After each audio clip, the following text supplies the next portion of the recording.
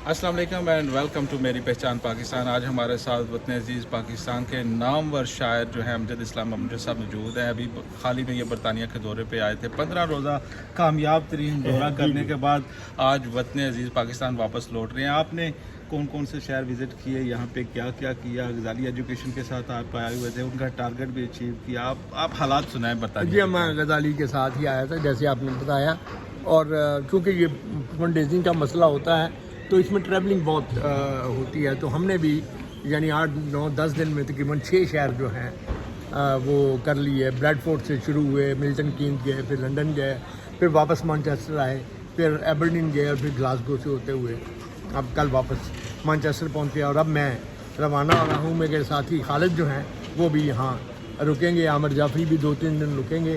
और जहाँ तक गजाली की इस फंड का ताल्लुक़ है, चूँकि इनके सारे स्कूल गांव वगैरह में ही हैं, तो गांव में आप जैसा हम सब जानते हैं इन सैलाबों से बड़ी तबाही हुई, लेकिन मैं समझता हूँ कि जहाँ भी हम गए हैं हमारे जो ओवरसीज़ भाई हैं इन्होंने बहुत अच्छा रिस्पांस उसके लिए दिया। अच्छा, ये बताएं गजाली एजुकेशन को आप कितने अरसे से जानते हैं, इनके साथ कब से काम कर रहे हैं, और ये क्या क्या सर्विसेज जो है जी, मैं खासे इन दोस्तों को तो मैं बहुत मुद्दत से जानता हूँ, मगर अदारे के साथ मेरा ताल्लुक़ 10-12 साल कबल बना था।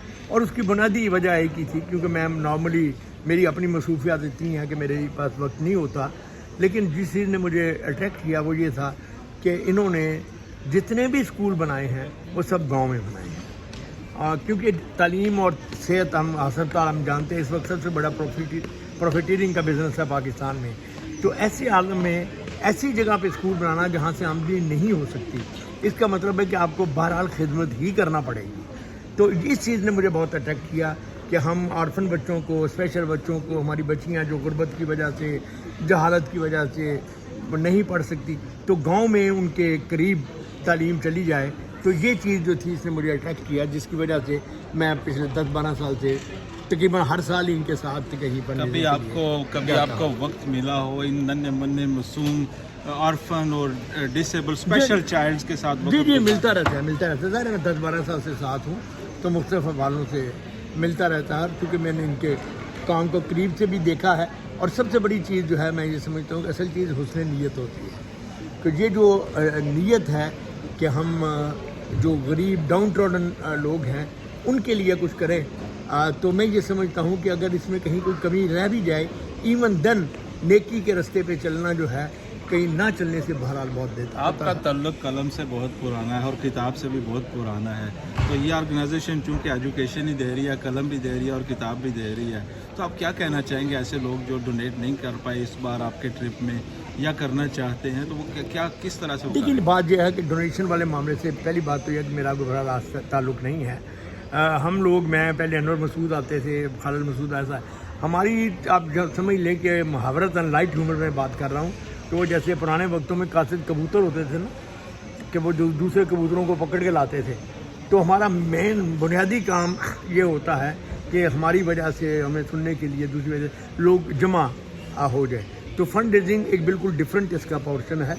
मैं उसका ऑब्जर्वर तो हूँ, मगर उसका मैं पार्ट नहीं हूँ उस सारे से। क्या आप समझते हैं गजाली एजुकेशन ट्रस्ट जो है वो राइट जगह पे, जो यहाँ से फंडिंग मिलती है उनको, जो चैरिटी फंड रेज होती है, वो राइट जगह पे लगाते हैं? मेरे ख्याल में बहुत हद तक लगाते हैं जी। देखिए, अब जिसको आइडियल सिचुएशन हम कहना चाहते हैं, एतराज़ तो दुनिया में हर चीज़ पे हो सकता है और हम लोग एतराज़ करने के शौकीन भी बहुत हैं, लेकिन मैं समझता हूँ कि जो अच्छा काम जो है, क्योंकि अगर ऐसा ना होता तो ये 22 स्कूलों से चले थे, आज ये 700 स्कूल ना बनते अगर ये इनकी जिसको कहना चाहिए ना उसमें ना होती कमिटमेंट। तो अब ये जो इतने स्कूल बने हैं और चल रहे हैं, ये एक तरह से अपनी जगह पे भी एक मिशन है, और दूसरे ये एक लोगों के लिए, दूसरे साथियों के लिए भी एक तरह की इंस्पिरेशन भी है कि जहाँ जहाँ हम हैं हम कोशिश करें कि इर्द गिर्द के इलाकों में जो बेवसीला कम वसीला लोग हैं उनको पढ़ाने के लिए, उनकी चलते आपसे आखिरी क्वेश्चन है। वतन अजीज़ आप जा रहे हैं, फ़्लाइट अभी रेडी होने वाली है, आपने बैग जमा करवा दिए हैं, पाकिस्तान उतरने के बाद सबसे पहला काम क्या करेंगे आप? सबसे पहला काम तो मैं अपना सामान लूँगा। मेरा कहने का मतलब एयरपोर्ट से निकलने के बाद सबसे पहले फिर मैं गाड़ी में बैठूँगा। آپ جو میں جاننا چاہ رہا ہوں وہ نہیں بتا رہے. آپ سب سے پہلے کال کس کو کریں گے؟ نہیں اصل میں بات یہ ہے کہ مجھے اللہ کے کرم سے 30-35 سال سے میں بہت دنیا گھوما. تو اب یہ ٹریولنگ جو ہے یہ تھکاتی تو ہے، لیکن یہ میرے لیے اس میں کوئی وہ جس کو کہتے ہیں نا اچنبھا یا نئی چیز نہیں ہے. 15-20 دفعہ امریکہ گئے، یورپ آئے، آسٹریلیا، جاپان، چین، دنیا کا ہر کونا ہی تقریباً دیکھ لیا ہے. تو اس لیے گھر والے بھی تقریباً اس کے عادی ہو چکے ہیں. اس لیے یعنی 1 مہینے بعد بھی آؤ تو زیادہ سے زیادہ یہی کہا جاتا ہے آ گئے ہو. یہ کاشف بھائی جی. ناظرین اس طرح کی بہت ساری کہانیاں، بہت ساری اسٹوریاں ہمارے ساتھ موجود ہیں پاکستان سے، وطن عزیز سے. بہت ہی اچھے کالمسٹ، رائٹر، ادیب، شاعر، پوئٹ، مفکر اور بہت کچھ جانتے ہیں، زندگی کا بہت تجربہ رکھتے ہیں، الفاظوں کو پروتے ہیں. بہت ساری کہانیاں آپ کے لیے، آپ دیکھتے رہیے. آپ